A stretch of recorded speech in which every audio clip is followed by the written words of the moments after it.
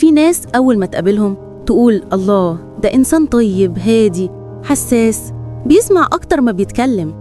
ممكن تفتكر إنك وقعت على شخص العمر اللي هيفهمك ويحتويك، بس الغريبة إن مع الوقت تكتشف إنك وقعت في شبكة أعقد من أي نرجسي علني. النرجسي خفي مش بيظهر بالصوت العالي ولا بالحركات الملفتة، لأ، هو عكس ده تماماً. بيظهر في صورة الهادي المسالم الضعيف، أوقات اللي دايماً محتاجك، تقول يا حرام محتاجني، بس الحقيقة هو بيسحب طاقتك نقطة ورا نقطة. مثال، تخيل إنك بتحكي عن نجاح صغير عملته، فجأة وشه يتغير، يسكت أو يقولك جملة كده باردة، أيوة بس أنت عارف ده مش حاجة كبيرة قوي، فتلاقي نفسك بدل ما تفرح بقيت تحس بالذنب إنك فرحت. في الشغل ممكن يبقى الموظف الهادي اللي ما بيتخانقش مع حد، بس في الكواليس يوصل كلام يقلل منك قدام المدير، وانت عمرك ما تلاقي دليل لأنه بيلعب دور الضحية باحتراف. وفي العلاقة العاطفية دي أصعب مرحلة.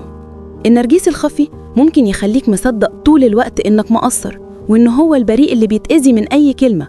لو اتأخرت عليه يقولك أنا مش مهم عندك زي ما أنت مهم عندي، ولو حاولت تبرر تلاقي نفسك فجأة أنت المتهم وهو القاضي.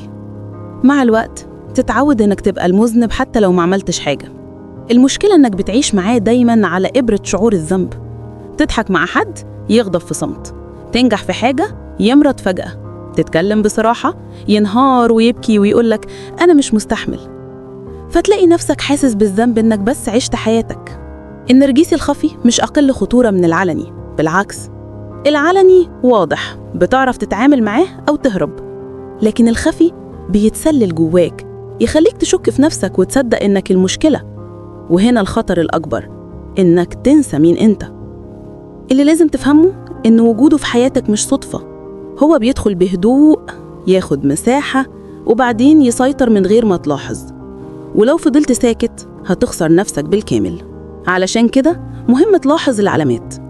بيحسسك دايما إنك مذنب، بيقارن نجاحك ويقلل منه، بيلعب دور الضحية علشان يسيطر.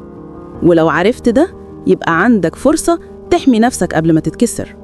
النهاردة اتكلمنا عن النرجسي الخفي، لكن صدقني في نوع تاني ممكن يصدمك أكتر لأنه بيجمع بين التناقضات كلها. استنوا الحلقة الجاية من سلسلة بروفة حياة، في كل بروفة كلمة وكل كلمة حياة. دي كانت بروفة حياة.